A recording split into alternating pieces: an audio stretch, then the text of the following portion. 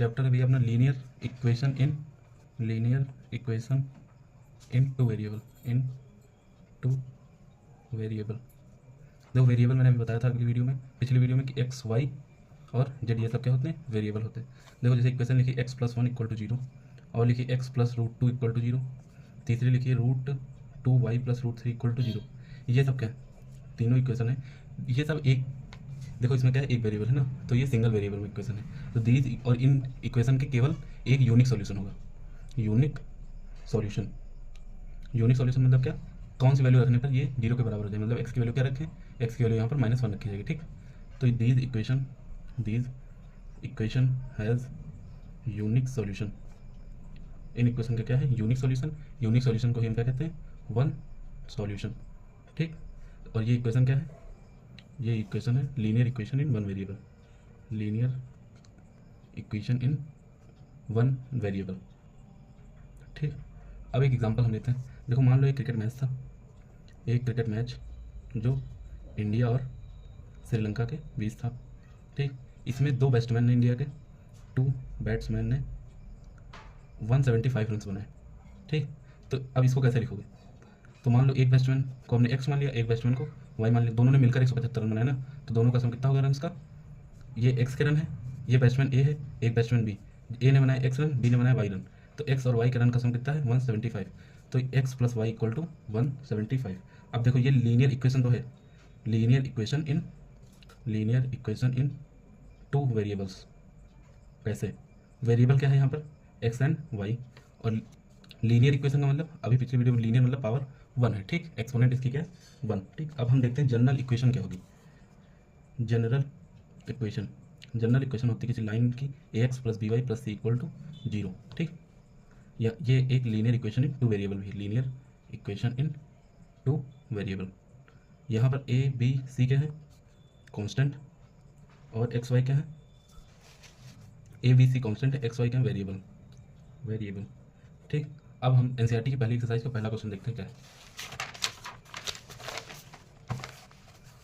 पहला question NCERT की पहली एक्सरसाइज का दिया है कि the cost of a notebook is twice the cost of the pen, write the linear equation in 2 variable to represent this statement, ठीक। तो कैसे करेंगे, हम लेट कर लेते हैं कि कॉस्ट ऑफ नोटबुक कितनी है, कॉस्ट ऑफ नोटबुक है x रुपये, और कॉस्ट ऑफ पेन कितनी है y रुपये, ठीक। अकॉर्डिंग टू क्वेश्चन क्या कहा गया है, कि कॉस्ट ऑफ नोटबुक कितनी है, is twice the cost of pen.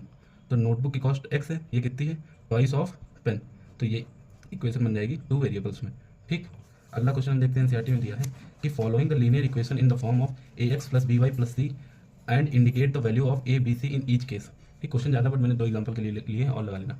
देखो भैया, इस इक्वेशन को इस फॉर्म में लिख के और a b c की वैल्यू निकालनी है। तो देखो 2x + 3y, इसको इधर ले आओ, -9.3 = 0, ठीक। अब इसकी कंपेरिजन कर लो ax + by + c = 0 से।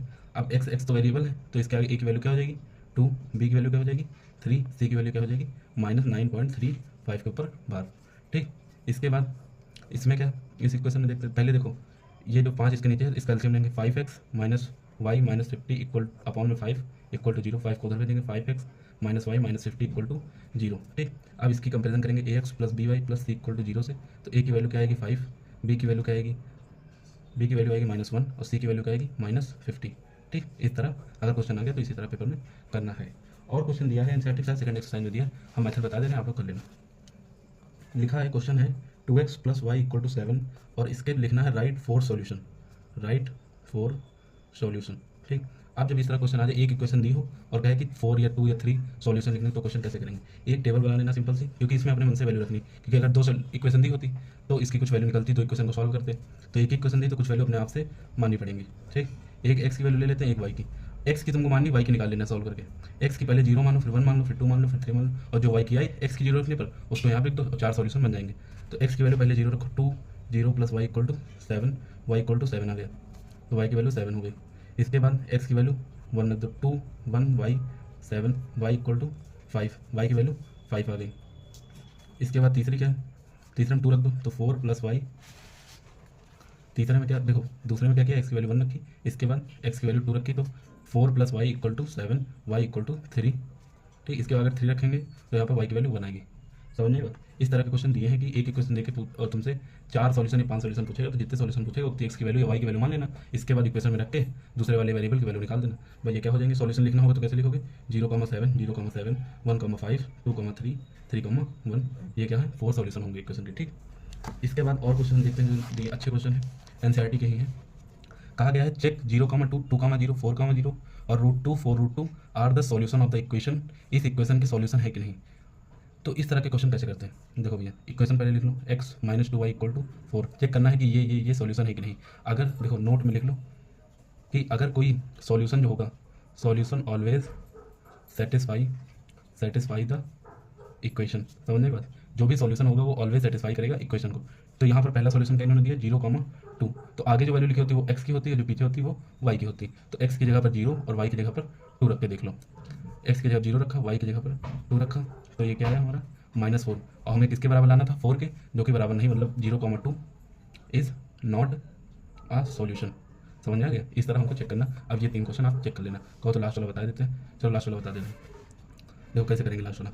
√2 4√2, यहाँ पर ये x की वैल्यू है, ये y की वैल्यू होती है। अब x की जगह पर रखो √2 - 2 4√2 = 4, √2 - 8√2 = 4, ये कभी भी 4 के इक्वल नहीं आएगा, इसलिए ये भी सॉल्यूशन नहीं होगा। ठीक, अब आगे देखते हैं क्वेश्चन को। ये लास्ट क्वेश्चन है सेकंड एक्सरसाइज का। देखो इसमें कहा गया find the value of k if x = 2 y = 1 is the solution of the equation, इस इक्वेशन के अगर सॉल्यूशन है तो k की वैल्यू बतानी। ठीक, तो इस तरह क्वेश्चन 2x + 3y को पहले लिख लो, इक्वल टू k दिया। ठीक, कह रहा है x = 2 और y = 1, x = 2 y = 1 क्या है, इसके सॉल्यूशन है। तो सॉल्यूशन है, अभी मैंने बताया तुमको कि सॉल्यूशन क्या करेगा, सेटिस्फाई करेगा इक्वेशन को, सेटिस्फाई इक्वेशन। ठीक, तो ये इक्वेशन को सेटिस्फाई करेंगे तो यहाँ पर रख दो 2 + 3 1 k की वैल्यू क्या आ जाएगी, 4 + 3 कितनी होगी 7, k की वैल्यू 7 आ गई। ठीक, अब इसके बाद हम कुछ कॉन्सेप्ट देखते हैं, इसके बाद आगे के क्वेश्चन करेंगे। लास्ट कॉन्सेप्ट है और जो कि एनसीईआरटी में शायद दिया है, पता नहीं कि नहीं दिया, देख लेना। देखो इसमें इस कॉन्सेप्ट में क्या कहा गया, मान लो 2 लाइन दी है तुमको, एक है a1x + b1y + c1 = 0, दूसरी है a2x + b2y + c2 = 0। ये 2 इक्वेशन दी हैं, 2 इक्वेशन। ठीक, अब इसमें दोनों इक्वेशन का हमको बताना है कि यूनिक सॉल्यूशन है कि इनफाइनाइट सॉल्यूशन की नो सॉल्यूशन। ये क्वेश्चन कैसे करते हैं, तो एक टेबल बना रहे हैं, उसी से सारे क्वेश्चन हो जाएंगे। ठीक, देखो अगर a1/a2 does not equal to b1/b2 है, ठीक, इसका रेशियो और इसका रेशियो और इसका रेशियो अगर बराबर नहीं है तो यूनिक सॉल्यूशन होता है। यूनिक सॉल्यूशन, यूनिक का मतलब क्या होता है, 1 सॉल्यूशन। ठीक, और लाइंस क्या करेंगे, ये 2 लाइन है ना, ये फर्स्ट लाइन है, ये फर्स्ट लाइन है, ये सेकंड लाइन है, सेकंड लाइन। तो लाइन क्या करेंगे, यूनिक सॉल्यूशन मतलब एक सॉल्यूशन, तो लाइन क्या करेंगे, एक किसी पॉइंट पर इंटरसेक्ट करेंगे, तो लाइन क्या होंगी, इंटरसेक्टिंग लाइन होंगी। और क्या इसमें होगा, देखो एक सॉल्यूशन है ना, तो नॉन जीरो तो है, जीरो सॉल्यूशन तो है नहीं। देखो जीरो सॉल्यूशन और नॉन जीरो सॉल्यूशन में क्या डिफरेंस है, जीरो सॉल्यूशन और नॉन जीरो सॉल्यूशन। देखो जीरो सॉल्यूशन मतलब कोई सॉल्यूशन नहीं, कोई आंसर नहीं। ठीक, और इसका मतलब है आंसर है। ठीक, चाहे एक हो चाहे 2 हो चाहे इनफाइनाइट हो। ठीक, तो मतलब यहाँ पर नॉन जीरो सॉल्यूशन है। ठीक, और इसमें क्या लिख सकते हैं कि ये नॉन जीरो सॉल्यूशन है। ठीक, अब इसके बाद देखते हैं कि अगर a1/a2 बराबर है b1/b2 बराबर है c1/c2, तो ये होता है, ये पहला केस था हो गया ऊपर। दूसरा है कि a1/a2 b1/b2 c1/c2 अगर तीनों बराबर आ जाए तो ये होता है इनफाइनाइट सॉल्यूशन, ये होता है इनफाइनाइट सॉल्यूशन। ठीक, इनफाइनाइट सॉल्यूशन मतलब सॉल्यूशन है ना, तो ये भी नॉन जीरो सॉल्यूशन में आएगा, नॉन जीरो सॉल्यूशन। और लाइन कैसे होंगी, इनफाइनाइट सॉल्यूशन के लिए एक लाइन जैसे ये है तो दूसरी लाइन भी इसी के ऊपर होगी। ठीक, एक लाइन ये है, दूसरी लाइन इसी के ऊपर होगी, और लाइन क्या होंगी, कोइंसिडेंट लाइन होंगी, कोइंसिडेंट लाइंस होंगी। ठीक, इसके बाद लास्ट वाला है कि a1/a2 बराबर b1/b2 does not equal to c1/c2 है। अगर लास्ट में डज नॉट है तो ये होगा no solution case, no solution. No solution है मतलब जीरो सॉल्यूशन है। ठीक, और इसमें लाइंस क्या होंगी, पैरेलल लाइन होंगी, क्योंकि पैरेलल लाइन एक दूसरे को कभी कट नहीं करती है, इसके सॉल्यूशन नहीं होते हैं। ठीक, पैरेलल लाइंस। कभी कभी क्वेश्चन में आ जाता है कि सॉल्यूशन कंसिस्टेंट है और नॉन कंसिस्टेंट है। ठीक, तो भैया देखो ये जो है, ये 2 केस में कंसिस्टेंट होता है, कंसिस्टेंट, और इसमें नॉन कंसिस्टेंट। और डीप में नहीं जाएंगे क्योंकि इससे ज़्यादा पूछा नहीं जाएगा। पहले वाले केस में क्या यूनिक सॉल्यूशन है, नॉन जीरो सॉल्यूशन है, लाइन क्या करेंगे, इंटरसेक्टिंग लाइन करेंगे। और इसके बाद सेकंड वाले केस में क्या है, इनफाइनाइट सॉल्यूशन है और नॉन जीरो सॉल्यूशन, लाइन क्या है, कोइंसिडेंट है। तीसरे में क्या, नो सॉल्यूशन या जीरो सॉल्यूशन, लाइन क्या है, पैरेलल लाइन है। ठीक, अब इसके बाद हम क्वेश्चन करते हैं कि इन्हीं पर बेस्ड। ठीक, अब क्वेश्चन देखते हैं इन्हीं पर बेस्ड क्या क्या।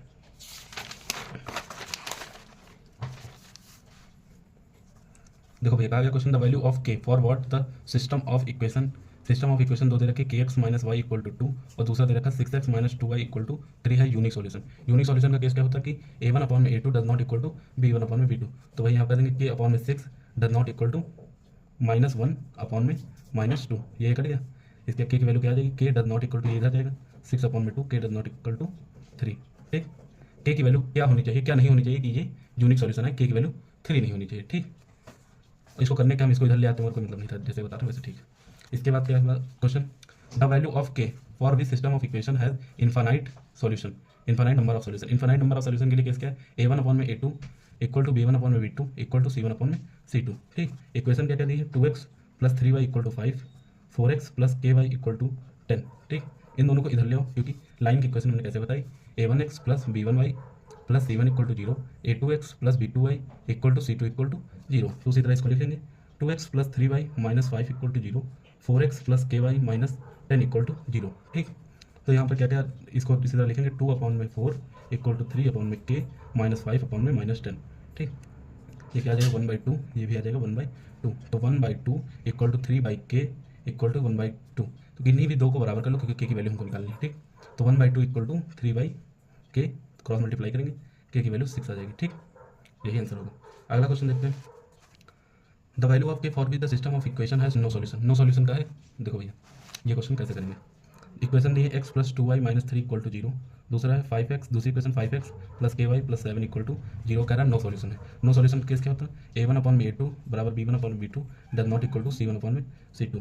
a1 अपॉन में a2 क्या होता है 1 अपॉन में 5 इक्वल टू 2 अपॉन में k does not equal to minus 3 upon में 7। ठीक, अब इसमें ये दोनों केस ले लो तो k की वैल्यू निकल आएगी। k की वैल्यू फाइंड करनी 1/5 इक्वल टू 2 अपॉन k, तो k की वैल्यू क्या आ गई 10, k की वैल्यू आ गई 10, यही होगा आंसर। ठीक, आगे की क्वेश्चन देखते हैं।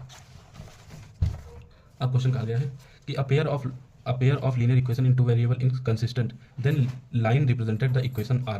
क्या कहा गया है, कंसिस्टेंट है।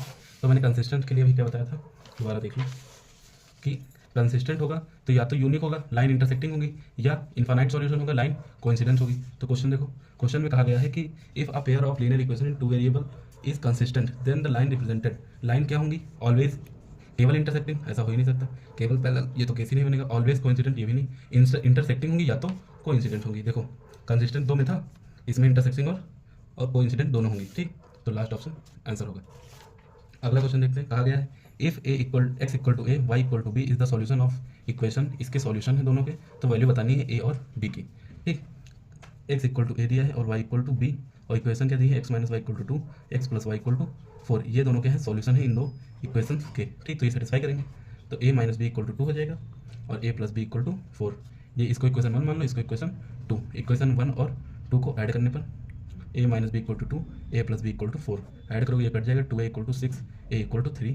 अब a की वैल्यू चाहे 1 में रख दो चाहे 2 में रख दो, value of a put in equation 1। ठीक, तो a minus B equal to 2, a की वैल्यू 3 है, 3 माइनस बी इक्वल टू 2, 2 को इधर लेकर होगा 3 minus 2 equal to b, b की वैल्यू क्या आ गई 1, a और b की वैल्यू आ गई। ठीक, इसके बाद क्वेश्चन देखते हैं, कहा गया 8 चेयर और 4 टेबल की कॉस्ट है 10,500 रुपये और 5 चेयर और 3 टेबल्स की कॉस्ट है 6,450 रुपये। Cost of each chair will be, एक चेयर की कॉस्ट बतानी है। ठीक, अब लेट कर लेंगे हम, let cost of chair 1 chair, cost of 1 chair x and cost of 1 table क्या हो जाएगी y। ठीक, तो 8 चेयर, एक चेयर की x है तो 8 चेयर की क्या होगी 8x प्लस 4 टेबल है तो 4y की पूरे की टोटल कॉस्ट कितनी दे रखी 10,500, ये इक्वेशन 1 बन गई। ठीक, दूसरी इक्वेशन कैसे बनेगी, 5 चेयर मतलब 5x और 3 टेबल्स मतलब 3y इक्वल टू 6,450, ये इक्वेशन 2 बन गई। दोनों इक्वेशन को सॉल्व कर लेना और x और y की वैल्यू निकल आएगी। ठीक,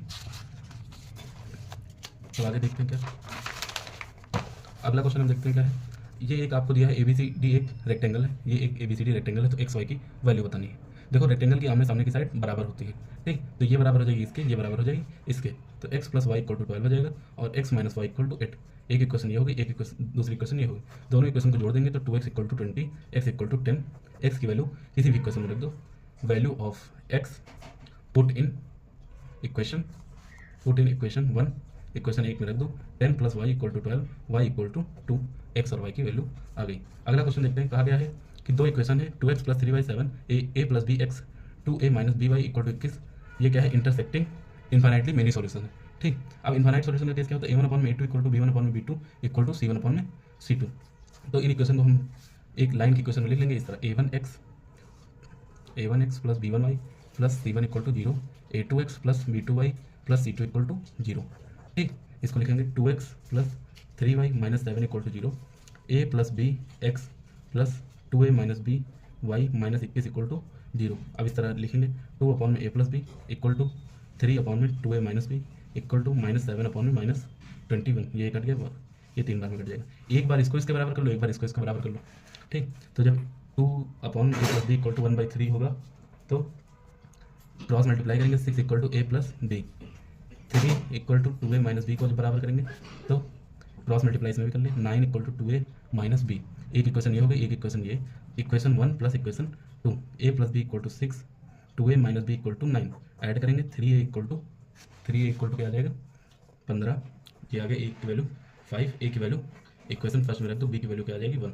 ठीक, इस तरह a और b की वैल्यू निकालेंगे। ठीक, धन्यवाद, मिलते हैं नेक्स्ट वीडियो में।